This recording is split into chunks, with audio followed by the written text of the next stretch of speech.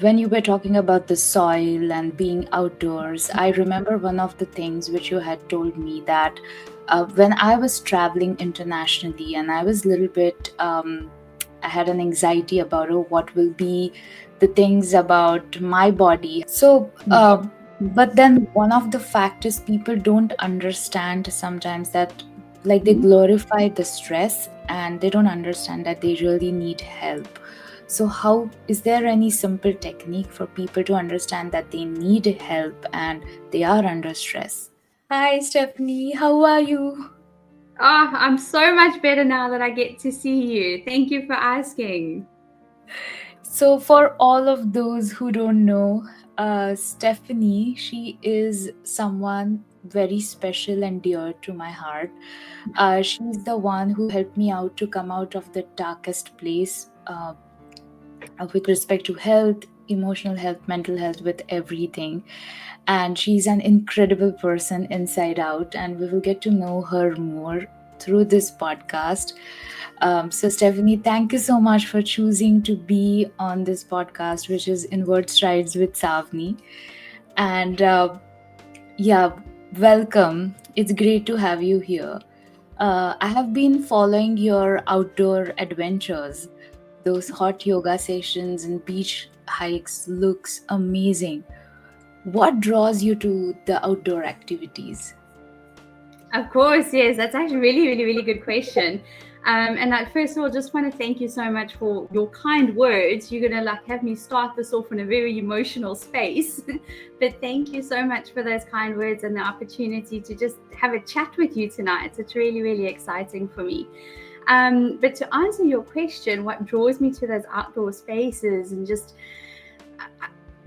I feel like being in nature, what it does for you is not something that can really be explained. It's something that has to be experienced. And I would say over the last 5 years specifically, every single time I'm outside, I'm getting more and more from it that I never used to really understand or experience previously, because just being, I guess, so disconnected or trained to, we're always inside, we grow up inside, we work inside, all the rest, and we kind of lose that connection with nature. But after spending a lot of time connecting back to myself, my body, my soul, all those sorts of things, I just find that there's nowhere else in the world that I feel happier and more at peace than when there's moments being outside, whether it's just a morning cup of coffee, looking at the trees and the birds, or whether it's a swim in the ocean or doing hot yoga or any yoga outside. It's just, it makes me feel incredible and it helps me better manage my mind, my day, and of course there's so many health benefits, especially for your gut. So everybody should be outside a lot more. Wow. So, can you elaborate more? Like, what's the relationship with being outside and with the health of the gut?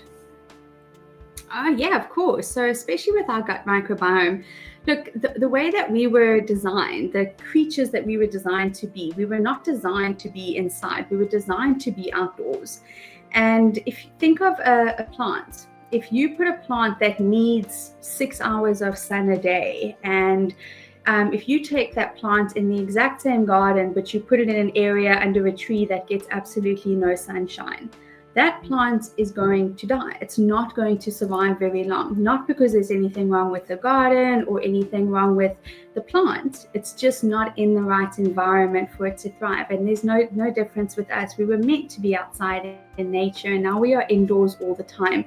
And it is severely affecting our physical health and our mental health. And they are no separate. Your mental health affects your physical, and your physical affects your mental. So specifically when we're talking about your gut microbiome, it's important to remember that the gut microbiome is made up of trillions and trillions and trillions of different organisms. Those are bacteria. Why am I losing the word now? Like bacteria, there's fungi, there's all these different things, all these microorganisms inside our gut. So we are more bacteria than we are human cells. There's more bacteria in us and on us, on our skin, than what there is that cells that actually make us a human being. Now, this microbiome that we have, your skin microbiota, your gut microbiota, your lung microbiota, these are all in constant communication with each other.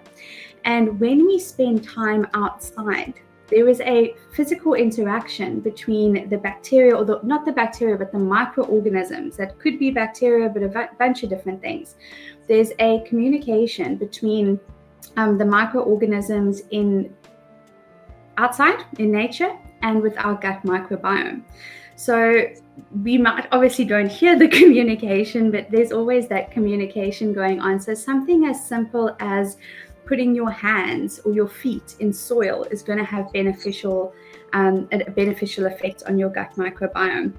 Number one, stress. Think about stress and the impact that stress has on our gut. Stress is like taking, weed killer and pouring it into our gut microbiome. It has the most disastrous effects on our gut. And when you are outside, naturally your breathing is even slower. It's calmer. It's deeper. It's not as shallow. Your entire nervous system relaxes when you are outside in nature, which will have beneficial effects on your microbiome as well. So, there's just two very small things that I can talk about there on the connection between nature and the gut. And I honestly believe, as advanced as we are in medicine, we still cannot fully comprehend the connection between being outside in nature, soil, swimming in the ocean, and the full effect that it's having on our gut. We're still learning about the gut microbiome. We only know a tiny portion of it. So, when you were talking about the soil and being outdoors, I remember one of the things which you had told me that when I was traveling internationally and I was a little bit, I had an anxiety about what will be the things about my body, how it will be again tuned to the nature. And then you suggested me that, okay, just be barefoot in whichever place you go and walk barefoot. That will help. So I wanted to understand if you could explain like a scientific reason, or like the reason behind why it is important to be barefoot and be outdoors when someone travels internationally, or not just internationally, even within the United States. There are time differences over here as well. Yeah. So yeah. So that has to do with what we call grounding, and it's one of the best things you can do for jet lag, or to just kind of support your circadian rhythm when you are traveling across time zones, whether that's the time zone is an hour or 12 hours. Like you say, within the US, there's multiple time zones in the country. So what that does, when you ground yourself, when you are walking outside barefoot, you are actually connecting to the Earth's magnetic field through your feet, and that is going to help your body adjust and acclimate to its new environment. You are also exposing it to the environment. You're exposing it to those new surroundings, and that's going to help it acclimate or acclimatize a lot faster. So when you let's say for jet lag specifically, when you travel across time zones, they say you need to give yourself about a day for every hour that the time zone is different. Whereas if you ground yourself within the first day that you land, the sooner you do it, the better it's going to be. You can completely avoid, you're not going to sit for 3 days over a 3-hour jet lag period or time difference. You're going to be able to acclimate within the same day or within a 24-hour period, which is fantastic. You also, what happens with a lot of people when they travel is it's common for us to get sick, because whether you are flying for an hour or whether you're flying for 18 hours, airports, you've got all the EMFs in airports, you've got really bad food on the airplane, you are stuck in this little container for hours, there's just germs, there's so much that you're exposed to. And the altitude has a very big effect on our gut microbiome as well. It completely alters our gut microbiome. And I'm not sure if everybody listening knows this, but your immune system, majority of your immune system lives in your gut microbiome, in and around. So you're looking at about 70 to 80% of it. So when your gut microbiome is altered, it can put your immune system, it puts it under strain, and it weakens the immune system. Now, when you land in a new place and you start to ground yourself and get acclimatized to the environment, you are introducing your gut and your immune system to its new environment as well, so that it can, I don't want to say strengthen, but so that it can support you to whatever it's exposed to in that environment. Make sense? Yeah, beautiful. Thank you so much. So, Good. yeah. So the more before we dive into more deeper conversations, I want to share something with our listeners that, as you must be hearing Stephanie, she's my first guide who helped me step out of my comfort zone and into my power. And when everyone around me questioned my healing choices, she's the one who provided answers that made sense and also gave me the strength to stand firm in my health decisions. So, today we are going to unpack this journey and help others, the listeners, find their voice in their healing part too. So, my questions are going to be based on all these things. So, Stephanie, Love it. um, I always love talking with you. So I'm enjoying this conversation. Um, so I have a question. Like, so functional medicine is such a game changer, but for those who are new to it, how could you describe it in your own words? Okay, such a good question. I love talking about functional medicine. So, functional medicine is a different approach to it's different to how conventional medicine would approach illness and disease. With functional medicine, we don't treat conditions, we don't treat diseases, we treat an individual. We look at you as a person, and we are asking why certain things are happening to you. So generally, with conventional medicine, if you had to go to the doctor, and this is nothing against doctors or any kind of practitioners, everybody's out there just to try and help and do the best that they can. But unfortunately, we have a very broken system at the moment, and that includes our medical curriculum that a lot of doctors, or that most conventional doctors are taught. So when you go to a conventional doctor with certain symptoms, they are trying to identify your symptoms so that they can attach that to a condition. They can classify you with a certain condition based off of your symptoms. The moment they can give your symptoms a name, a condition, there is a medication that they can attach it to. Without a specific diagnosis, what is the medication that's supposed to help, right? You need to have that diagnosis first. And they're not asking, why did you get this condition? Why did you develop this condition? Whereas with functional medicine, we're always asking why. So an example here, if you go to the doctor, they do some blood work, you've got high cholesterol. They're going to put you onto a statin medication to try control that high cholesterol. If you've got high blood sugar or high blood glucose, they're going to put you onto a glucose control tablet. Whereas with functional medicine, you go to your doctor, you've got high cholesterol, we're going to say, okay, why? What are the factors in your life that has caused your body to not be able to regulate its cholesterol production? And we look at multiple things. Number one being your diet. We're going to look at your nutrition. What are you eating? What are you not eating enough of? What are you eating too much of that could be contributing to this? We're looking for imbalances in your body, because symptoms are a result of a deeper imbalance. You don't just all of a sudden have chronic fatigue. You don't just all of a sudden have a breakout of acne. You don't just all of a sudden have high cholesterol. Like, there has to be a deeper imbalance that's creating this specific symptom. And that's what we're looking for. What is causing this? We're going to look at your diet. We're going to look at your lifestyle. What is your stress levels at? Because we know stress plays a massive role in triggering things like autoimmune conditions, as well as high cholesterol, high blood pressure. Stress is a very big factor. We want to look at your sleep. What is that like? And then a lot of practitioners may look into your genetics as well to see what is your genetic makeup. Now, very interesting, what a lot of people don't know is we currently actually put too much emphasis on genetics.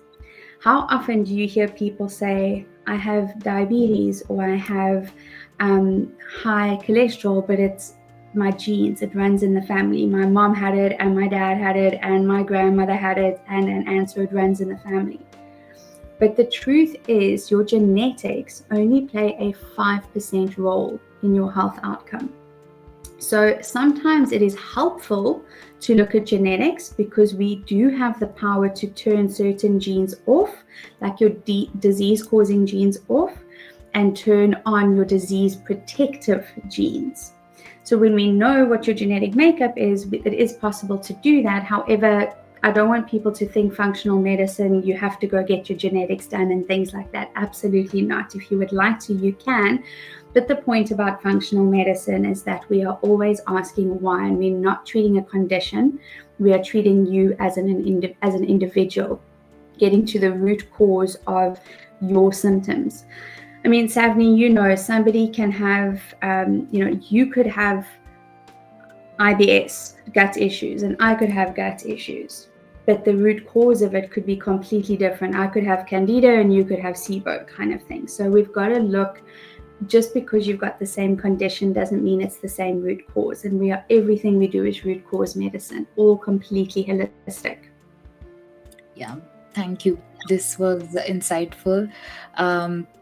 So, as you were talking about the stress, and these days, so many people around me say, "Oh, I have work stress," or "I'm just stressed about life." And I'm very conscious by using the word stress because I know the reality, what it brings into my body.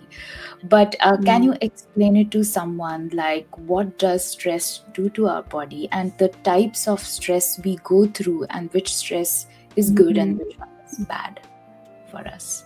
Yeah, okay. I think this is something that most people, not everybody, but majority of people are dealing with. And unfortunately, we live in this rat race, hustle bustle life. Like a lot of people can wear their stress as a badge of honor, right? We're just busy, and it's the way life is. And I think a lot of the time, and myself included for a long time, you end up being so stressed for so long that number one, you don't realize how stressed you actually are. And number two, it's just become normal. Like, this is just how things are, and we kind of accept this. And it's not the way to live, because we can see how sick the world is, and it's getting worse and worse and worse. And there's a direct correlation between the increase in disease and the increase of chronic stress that most of us are living under. So the word stress has a bit of a bad connotation to it, but you said it yourself. We have good stress and we have bad stress. Now, the amount of stress that you carry is what we call your allostatic load. It's the total amount of stress that your body is under. And we want to make sure that allostatic load is managed. However, when we look at good stress, it is something that we would call hormesis. And this is fascinating because little bits of stress for short periods of time actually make our body more resilient. So some healthy habits, things like that are quite trending right now, but they really are effective. Things like cold plunges or cold showers, things like intermittent fasting, saunas, hot yoga. That is a form of hormesis. That is positive, beneficial stress on your body that is going to produce some healthy outcomes. It's going to make you more resilient to stress.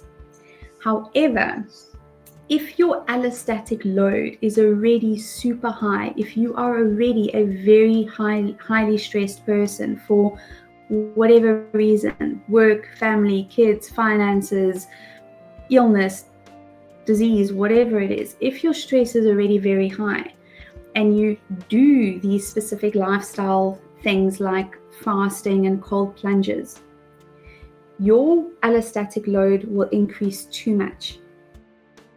And then things like your cold plunges and stuff become very unbeneficial. You're going to have the opposite effect because now your stress levels are too high for the body to handle. So it's something to understand that there are the stresses on the body, but there's a time and place for everything. So if your stress levels are already high, we should not be doing things like intermittent fasting, saunas, cold plunges, all those kinds of things. So that's just one note on good stress. It is good, but there's a time and place for it. This is why you got to know your body and your situation. Now, what I've noticed for a lot of people as well, when we think of the word stress, most people are only connecting to the one type of stress, which is the mental and emotional. We think of these external stresses, your work, your family, your children, your finances, a horrible conversation you've had with somebody. This causes mental and emotional stress for us. However, there are three kinds of stresses on the body. Number one is your mental and emotional. Number two, you also have chemical stresses on the body. And these can be things like pesticides, chemicals that are in our beauty products, in our cleaning products, all this kind of stuff that we're exposed to, air fresheners, all this stuff. Those are chemical stresses in the body. And number three, you have your physical stresses as well. So physical stresses could be something that you're eating that your body does not like, that you are sensitive or allergic to. That is going to create a stress response internally. It could be something like gluten or peanuts for somebody, it just depends. A physical stressor could be a infection, whether it's mold or a parasite or a virus, something in the body that's not supposed to be there, a threat to the body will cause a stress response. And a stress response in the body happens in response to a threat. When your body feels under threat, it will respond in a stressful way, whether this threat is a thought, a situation, or a physical invader like a parasite in the body. And the body's stress response is the body's stress response. It doesn't think, oh, that's a piece of gluten, so I'm going to respond not as threatened or not as hectic as what I would respond if a tiger was chasing me. It doesn't work that way. Your stress response is your stress response. So when you are addressing your allostatic load or looking at how stressed your body is, you need to look at the mental and emotional, the physical, and the chemical stresses that you could be exposed to. Does that start to answer your question a bit? Yes. Yeah. So, but then one of the factors people don't understand sometimes that, like, they glorify the stress and they don't understand that they really need help. So how is there any simple technique for people to understand that they need help and they are under stress? I think that's quite a big question. And for different people, there would be different ways of identifying it. I do believe your level of happiness that you are experiencing is a good indicator of how stressed you are. I think before I actually go into the details, basically what I would say an overarching theme is self-reflection and introspection. So, am I happy? Am I happy with my life right now? Is there a sense of contentment? And that doesn't mean every day is perfect and sunshine and roses, but am I happy with how my life is going at the moment? Because if you're not, I can guarantee you that your brain, your body is under stress, because we have 90,000 thoughts or 60,000 thoughts a day, 90% of which are repetitive. So if we are unhappy and we have this negative self-talk, we're not happy with our day, with our life, that's going to repeat over and over and over again. And of course, it's going to cause a stress response within the body. So I think a bit of self-reflection is important. Am I happy? Am I at peace? How often am I having days of anxiety? Am I able to fall asleep? There's no one specific thing that's going to tell you, are you stressed or are you not? You've got to look at it for yourself. And I will be very honest. I'll give you my example. when, like, I'm generally a very happy person. I don't have to like try to be happy. I'm just a happy and optimistic person. But I started to notice how, yes, I did have anxiety since I was a kid. When I fixed my gut, that got a lot better. But then I noticed that anxiety would come back, and it was coming back more frequently when I had actually started up multiple businesses the year that I'd started that.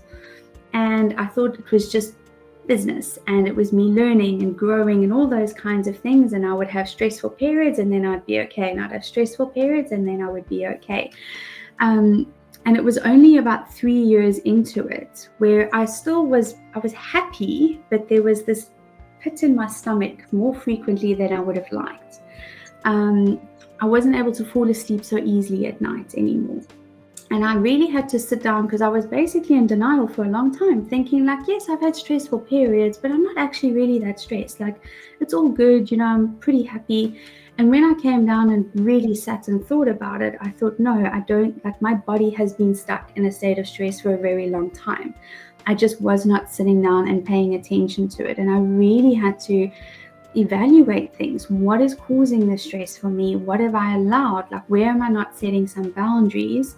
Where am I not living in alignment with my values? Because that will also put stress on your body. So it really is going to look different for everybody. But for me, the cue of I have to really start to manage my stress was not being able to fall asleep at night, because my brain was racing all the time. And if you are not stressed, your brain is not going to be racing. It's not a normal thing, okay? And the second thing was, just having a few more days of anxiety compared to 5 years ago. Like, the carefree thing was not really there. And that was something that made me think, hang on, something's got to change here. And I don't know if that answers your question. Yes, it does. Yeah. Thank you so much. So, what I'm understanding from your conversation is self-reflection. Either it could be talking with a person or journaling or whatever means that helps people to find out that how their life is going on. That was what you suggested.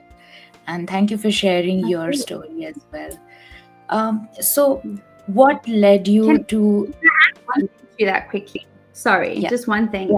Yeah. When you mentioned journaling or speaking to somebody, you're absolutely right. It's going to be different. You've got to find what works for you. But the most important thing is to get yourself back to a place where you actually feel safe. You feel safe in your body. You feel safe in your environment. You are not going to be happy every day or be at peace every day, but for the most part, it's almost like the 80-20 rule. You are a result of what you do 80% of the time. So if 80% of the time you're anxious or upset, it's like something's got to give here. And you can journal if that's going to help you. You can talk to somebody if that's going to help you. You can meditate if that's going to help you. But the end goal here, to really get your subconscious brain out of a state of fight or flight, because that's what it's about. On a conscious level, we can feel, I'm fine, I can manage this, I can navigate this, but it's your subconscious that's ruling everything. So you got to get your subconscious brain to feel like it is safe once again, that you are safe in your body, you're safe in your environment, you're safe in your family. And until you feel that way, if you are in a place, whether it's mental or physically around you, not in a safe place, your body will always be in a state of fight or flight. So that's got to be the biggest goal, whether it's through journaling or anything. Yeah, thank you so much. Yeah, feeling safe inside and outside. That's a wonderful thing. Yeah. So what led you to be into this field? Were you always excited about functional medicine, or was there anything that happened with you that helped you get more motivated to help other people through functional medicine? Yeah. So I think most people that get into holistic health, whether it's functional medicine or something like this, most people come to it through having their own experience with being sick and achieving health or working through their health. I think every practitioner, when you do understand functional medicine, holistic health, you're always working on something. You never quite hit that state of optimal health and just live there. So everybody's been through their own journey, and that's what brings most of us, you included, to this field. And for me, it was, I wouldn't have classified myself as a healthy person ever. Never really had a lot of interest in health necessarily, but I had been sick for a very long time, about 15 years, and I didn't quite realize at the time how sick I actually was or for how long.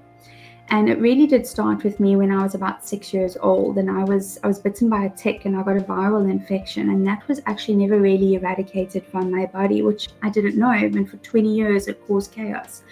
But I remember specifically from about 14, things weren't feeling right to me. I was constantly tired, constantly tired. Every year things seemed to get worse. I was gaining a lot more weight. I wasn't sleeping well. And again, I wouldn't have classified myself necessarily as a healthy person. So I'm sure my food choices and everything was playing into that. But it got to an extreme state. Being so overweight, especially as like a young girl, we're so self-conscious and image conscious and everything. I was like yo-yo dieting all over the place. I was over exercising at some point and nothing was really working. I was never ever able to lose the weight. I was never able to get my energy back. Sleep never got any better. And I really just accepted it like, well, this is just the way that I am. It's been like this since I was 14, so this is just the way that I am. And it was in my early 20s when I got really, really bad, to the point where my stomach, I had so much pain, even drinking water was causing me pain. So it wasn't just eating. And I thought, I have to do something about this because things really are not right. And that's when I found a functional practitioner for the first time, because up until that point, every time I went to the doctor, they put me onto an antibiotic and told me I had food poisoning because I had such bad inflammation and such bad stomach pain.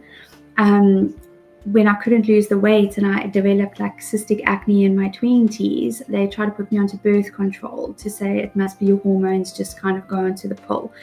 And I was not interested in doing any of that. But I ended up finding a functional practitioner, and through him, he started to explain to me about food sensitivities and gut health and this kind of stuff. And that piqued my interest a lot. And when I started to treat the root cause and actually work on my gut, not just sort of up to that time, the only thing I was thinking about is how can I lose weight, And then when I learned about gut health and all this, my choices changed, my mindset changed to what can I do to create a healthy body? And when I did that and focused on gut health, within 4 months, my gut issue just went away. My anxiety had decreased. My weight started to literally just fall off. It was incredible. And that part sparked my own interest about functional medicine and gut health. So I just read and researched absolutely everything I could. I continued to work on my own health and healing my body. It's not a linear journey, right? There's ups and downs, and you go forward and you go back. And it took me about 3 years, but I really got to a really, really, really good state. And it was at that stage where I decided this is what I want to do for the rest of my life. This is how I want to help people. Because when you know something that is so impactful, like I was so misled by conventional medicine and I struggled for so long. And when I found the solution, and I know there's thousands of people out there, millions of people out there with going through the same thing. And just like you, Savni, when you know this and it's so like impactful, you can't keep it to yourself. Like you have to go there and share it with other people. And that's really what sort of led me to get into this. I had initially planned to actually study and become a full-on functional medicine doctor. And then when I look back at my own health journey, I had doctors. I didn't need that. I needed somebody to support me and answer my questions along the way. I needed somebody to help me figure out the best ways to do things. And I didn't know coaching existed when I was on a health journey. I had no idea. So I never had a coach. And that's why it took me so long. And I made so many mistakes in the process. And it was only when I was investigating, studying and doctors and all the rest that I discovered the world of coaching. And I was like, that's what was missing for me. That is what I wanted. That is what I needed. And that's why I decided that that's the road I'm going to take, because that's what was missing for me, and it's what I wish I had. Yeah, it's like, and the same thing I would vouch for myself as well, because I have been, that I have been from one doctor to another doctor and was taking so many Mm-hmm. medications. And one thing that was missing was coaching, because with respect to nutrition, the fact was like, oh, this is a diet, and this is like, that was a diet they were prescribing for maybe hundreds and thousands of their uh, clients, or like patients, whatever you Yeah. call it. But then this approach of coaching, like having someone to talk about Mm. and help out, that was really helpful for me. And I'm grateful that you chose to do coaching. That really helped me. Definitely, I came out of a dark place, so thank you. So definitely the I gut. had the best time working with you. I loved it. Yeah, I loved it as well. I think the trust between, this is what I realize it now, that when you trust someone, their what they can Mhm. offer, I think it's an immediate connection, and then the trust builds the success of both the people, like the one who is coaching and the one who is getting help in their journey. So yeah, That's yeah, so true. That's so true. yeah. So, from all the conversations we had, gut health plays such a powerful foundation for overall Mm. wellness. That's definitely very vital right now. So, what's the biggest misconception people have about the gut health?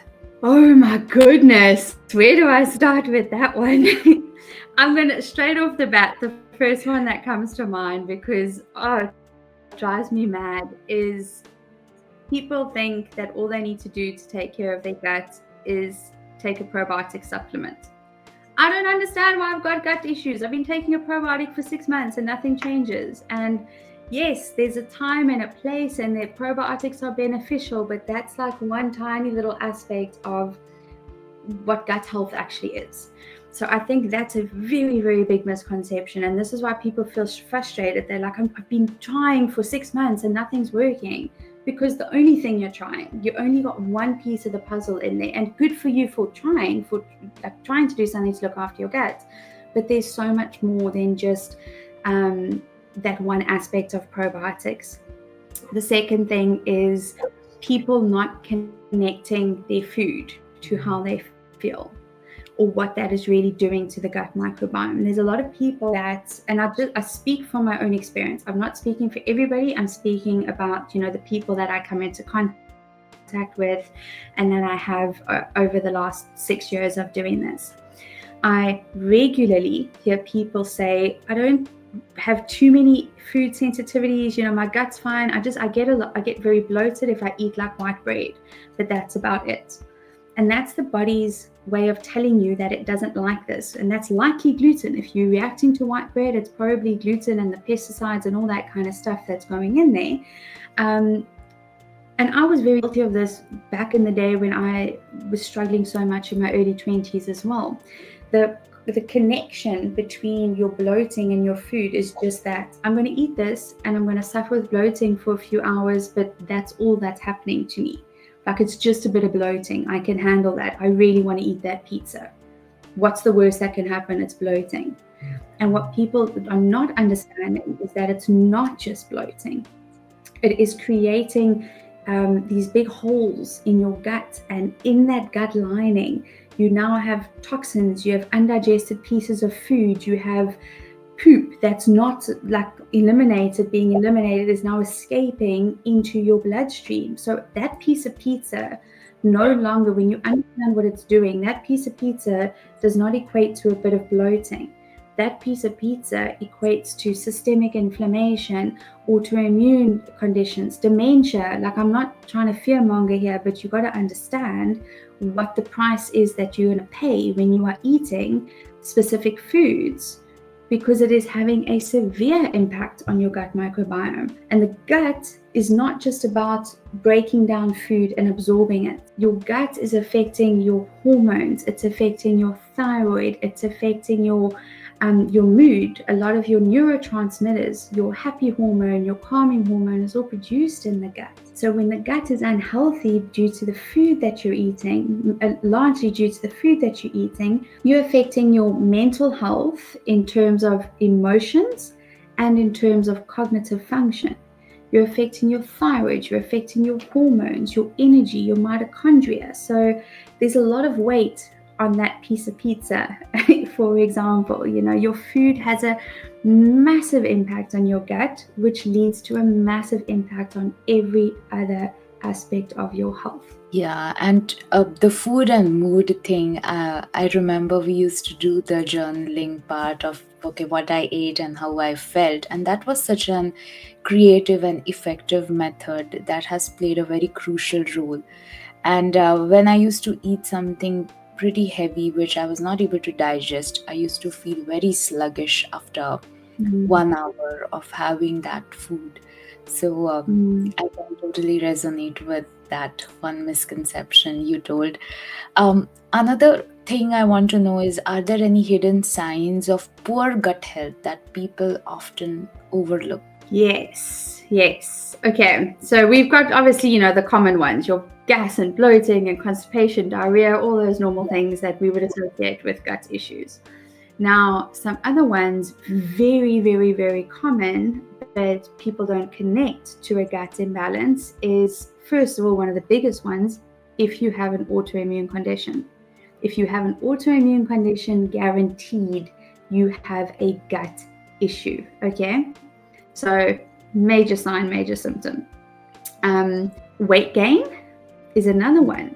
Weight gain or excessive weight gain, even excessive weight loss. So let me change that to struggles to control your weight or manage your weight, whether you're gaining or whether you're losing, can very much come down to a gut issue. Then things like anxiety and depression, people hardly ever connect this back to your gut. But again, massive connection. We've got the gut-brain axis, and there are so many ways, and I'm not going to get into all of them for the sake of time, but there's so many ways that your gut health is impacting your brain. I mentioned 2 earlier, like your calming hormone GABA and your happy hormone serotonin are produced in the gut.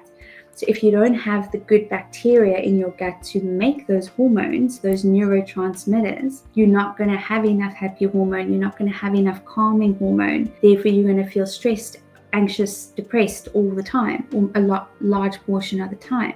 So it very much affects our mental state. If you are eating something, this is interesting, for every 1 message your brain sends down to your gut sends about 9 messages back. So your gut's talking to your brain more than your brain's talking to your gut. It's amazing. Now, if you eat, for example, gluten, I'm just going to use gluten because it's a big issue for a lot of people, but it could be anything you're sensitive to. It might be eggs, it might be grains, whatever that is. If you are eating something, remember the physical stressor, your gut bacteria is recognizing this as a stressor, and it sends messages to the brain of, we're under threat, like there's an invader, be on high alert, we're under attack. And now all of a sudden you're feeling super anxious because your brain's been told, I'm under attack, and all you've done is eat a sandwich for lunch. There's no tiger chasing you.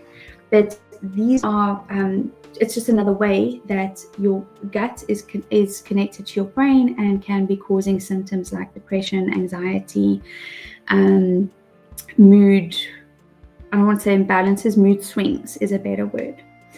And then fatigue is a huge one. Chronic fatigue, if you are not absorbing your food, or if there's a lot of inflammation, if there's infections in the gut, all the energy that your body is producing is probably being used to either create the inflammation or fight whatever the infection is in your gut, and this can lead to fatigue. Again, if you're not properly absorbing your food, I know there's a saying that you are what you eat, but it's more accurate to say you are what you absorb, because you could eat a super clean diet, but if you're not absorbing your food, you're still going to be deficient in nutrients and deficient in energy.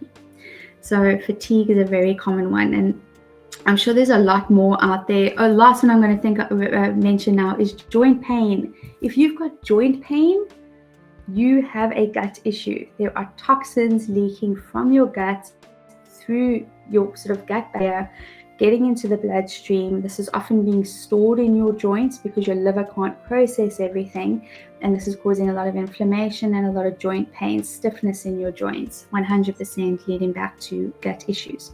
So those are the most common ones that I see with regards to unsuspected gut issues that are very closely linked to the gut. And I'm sure there's a few I'm forgetting right now, but that's what comes to mind.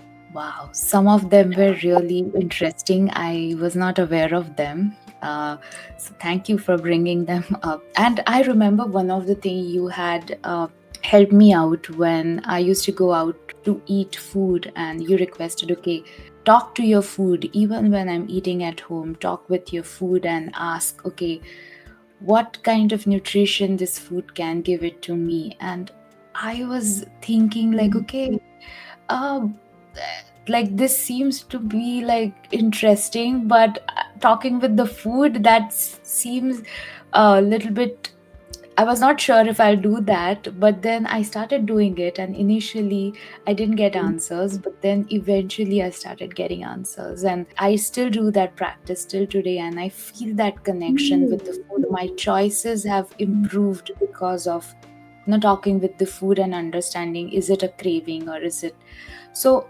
My question to you is, how does this creative approach comes to your mind when it comes to like giving ideas to the person for their healing? So I'm glad that that was really supportive for you. And again, it's everybody is an individual. So it worked amazingly for you, and I'm so happy about that. But that might not be something that I would recommend to somebody else. It completely depends on where they're at in their journey, what they're open to, how connected or disconnected they are to their body. So it's going to be different, but the end result is always finding a solution that works for that person. And the more that you can, everything is about connection. The more you are connected as partnership, as clients, as coach, the more connected you are, the better you're going to understand, and those things will naturally, you just find the solution together. It's not me coming up with just a creative idea for you. It's getting to know you and what you like, and where you are at, and then those things are just naturally born, right? But the main intention there, as I said, is about connection. So what can we do to help you, first of all, become more connected to your body, or to your food, and then eventually to your body? Now, that connection, we're talking about that connection through understanding your symptoms, right? Connecting to how you are feeling in your physical body, connecting to how you are feeling emotionally, and then connecting to your food. So we coast through every day because life is busy. We focused on work and on family and taking care of everything. How often in the day do we take a moment to just check in? How are we feeling? Or be grateful for our surroundings, or be grateful for the job that we keep moaning about because it's like so stressful. But oh my goodness, what a blessing it is to have a job, to have an income. What a blessing it is to have kids, even though they're driving me flipping bananas today. Like, whatever that is, there's so many blessings throughout the day that we completely overlook because we are so disconnected. We're just not present to what's happening. And what I do with my clients is help them get better connected to everything. You're not going to live 100% present in every moment of every day, but can we start getting you a little bit more present? It's one of the reasons, like you asked me earlier, why I love being in nature, because I've just become more present and more connected, and it just fills me now. But that wasn't the case when I was completely disconnected to everything. So when you are looking at your food, I want people to connect to what they are putting into their body. We do this with food and we do this with supplements all the time as well. But look at your food. If you are eating, you don't have to talk to your food and say, "How are you doing? Please give me this nourishment." Or, you don't have to have a conversation with your food like it's a friend. You're welcome to, but that's not going to be supportive for everybody. Like somebody's going to say to me, "I don't want to work with you anymore because you're crazy," like it all depends on the person. But the important thing is to get you connected to your food, looking at the color, um, looking at the broccoli as you're cooking it and thinking, "Oh, my liver's gonna love this. Like, oh, I'm getting these toxins out right now because I'm eating this broccoli," or eating some berries and thinking, "Oh my goodness, my gut and my skin is gonna like soak this up. They're so excited to eat these berries." Having some sauerkraut and thinking, "Oh, I'm putting so many good guys back into my system, like my immune system's going to be really happy." And when you can connect the benefit of your food as you're eating it or as you're cooking it, food becomes exciting. Creating health becomes exciting. And you get so much self-confidence because you're starting to see, "Oh my goodness, how much have I done today for my health? I've eaten this, I've eaten that, my skin loves me, my gut loves me, my liver loves me." You feel confident that you are taking care of yourself, which is completely different to how most people operate, where I'm going to go on a diet and I'm going to exercise, and they do it for a couple of weeks and then they have one bad day, one bad meal, and they give up and they're like, "Oh, well, I've messed up now." But if you were connecting to these micro little wins through your food every day, you're not going to get to a point where you want to give up because you're going to realize how much you are doing for your health. It's the Yeah. same with your supplementation. I tell people all the time, when you are taking supplements, connect to that. Don't just take a whole cupboard full of stuff because it's laying there, because somebody told you to take it. Connect to that supplement because your brain is so powerful. Whether it's your food or your supplement, you're sending these positive messages that is going to start to heal the gut, that is going to start to fix your liver, that is going to start to balance your hormones.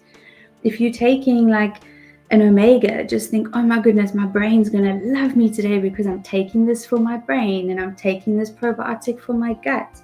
Connect to why you are doing things. It's going to have a much bigger impact on your health outcomes. Yeah, so being open and connecting with the world outside what we see is a game changer, is what I'm understanding from your conversation. Um, so there are, so people, this is another thing which I've been hearing from a lot of people, that the social pressure, like some people say that, "Oh, we can't give up certain lifestyle because we have to be in a social gathering, and here this kind of behavior may not be accepted," like for example drinking, or I'm just throwing out an example. It could be different things for different people, or sometimes Yeah. their family doesn't support their choices, and then people tend to then be under stress, or they don't feel good about the changes they are planning to implement. So do you have any suggestion for such kind of people, how to navigate through these challenges? Yeah, I think it's a little bit different whether you are going out to a restaurant with friends and you have a specific way of eating that you're following and you don't want to mess that up. That's a little bit different to how to navigate it when you are with family, because family, we often can be around a lot more and they can be quite a lot more intense. But a couple things that will work in both aspects is, number one, remember, and again, there's that word connection, connect to why you are doing this. Why are you making the choices that you are making? It's got nothing to do with anybody else. It's your own personal choice. Hold strong to whatever that is, and remember that it's not that you're not allowed to do anything. "I can't do this," or "I can't do that." I'm trying so hard not to have a glass of wine, but I can't go out with my friends because then I'm obviously going to have a glass of wine. It doesn't have to be that way. Like, is it harder? Yes, but you have a choice. you're either going to choose not to have that wine or not to have that slice of chocolate cake, or you're going to choose to have it. But it's not really, if you think about it, it's not really about choosing chocolate cake or no chocolate cake, wine or no wine. It's about choosing, you are actually choosing to stay stuck where you are, or you're choosing the future that you are working towards. So again, that piece of cake is not just the piece of cake, or the glass of wine is not just the glass of wine. There's a lot more to that, and that's why it's important for you to connect to your reason, to your why, because it's going to be very difficult to go out and say no to something when you still attach a lot of value to that. Mm-hmm. You feel like you're sacrificing something, right? You feel like you're missing out on something. Mm-hmm. But when you can reframe and look from a different perspective, you're not missing out on something right now. You're not giving up.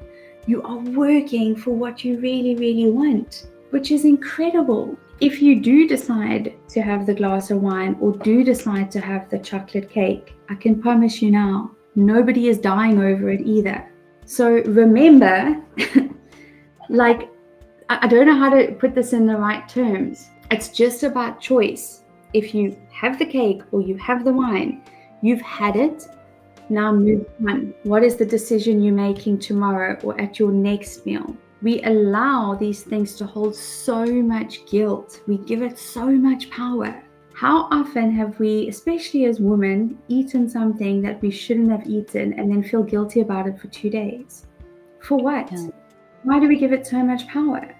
Yeah. So make a choice. Have your plan. Make a choice on what you're going to do. If you happen to end up choosing the cake or the wine in the moment, it is what it is.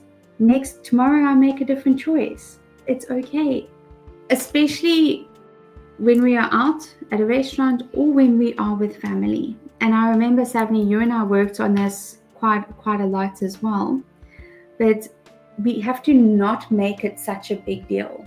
As best as possible, to not make it a big deal. If somebody says, do you want this cake? And you say, no, thank you, I'm not eating dairy at the moment. And they go on this tangent about why have you given up dairy?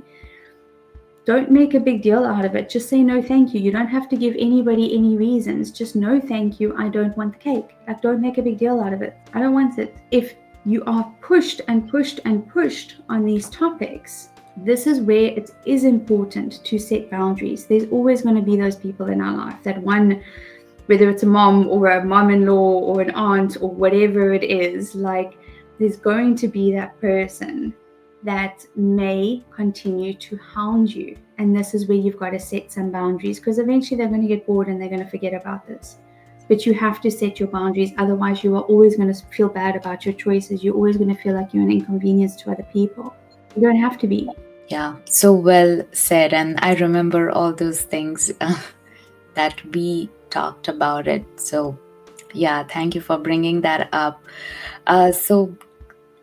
Because we have a little bit limited time, I'm jumping to our last question. What's the best advice for someone who is just starting their healing journey? Okay. Oh, what a loaded question. I just want to say, guys, eat the rainbow from a physical or like from a practical standpoint. If there's one thing that you could do to look after your health and start your healing journey, it's eat the rainbow. Just as many different colorful fruits and vegetables as possible. Just make your plate colorful and bright. And I'm actually noticing my earrings now, they look like the rainbow, like lots of color. Just bring color into your life as much as possible onto your plates. It's one of the best things you can ever do for your health. And then you're not focusing on, oh, I can't have this and I can't have that and I can't have this. No, you're focusing on all the things you can have and trying to bring more into your life, into your diet, which is quite different to what a normal diet mindset would be. So from a practical standpoint, just focus on eating as much color as possible. And the second thing I would say from a mindset perspective is, please give yourself some time. I know we want instant gratification. I'm guilty of that as well in many aspects. But please give yourself some time. don't give up. As long as you are taking a step forward, and you might go through a bad time, or have a high stress for a couple of weeks or a couple of months and kind of give up on everything, but don't let that turn into years that you stop. Like, get back into things. Small things done consistently lead to big results. That is my motto. So just give yourself some time and keep going. It just takes time. Please don't give up. Even if you feel like you're not seeing results, just keep going. Maybe shift here or there, something, but please just keep going. I always say 9 months, okay? And there's like no scientific backing to it takes 9 months to heal or change the gut or anything like that. For me, when I'm doing something, when I recommend my clients, I'm like, just please give yourself at least 9 months, because in my mind, it takes 9 months to grow a baby in the womb, okay? Like, to grow a full human being in the womb. So give yourself 9 months to learn, to transform, to shift things, and just one at a time work on it, and you'll be amazed at what the outcome is. Beautiful. Thank you so much for the incredible insight. And I love this conversation. If we can, I would love to have one more conversation about very specific to women's health. But yeah, today I'm truly, truly grateful to have you on this podcast and for sharing this incredible journey of you as a person and as well as a health coach. So thank you so much, and have a good one. Thank you so much. It's been amazing to share with you and with your community. So thank you, my friend. Thank you for having me, and I'd love to have a chat with you again. Lastly, I'm just so proud of you. You're amazing. Love, love, love Thank seeing you you. grow. So Thank you. what you're You doing. are amazing as well.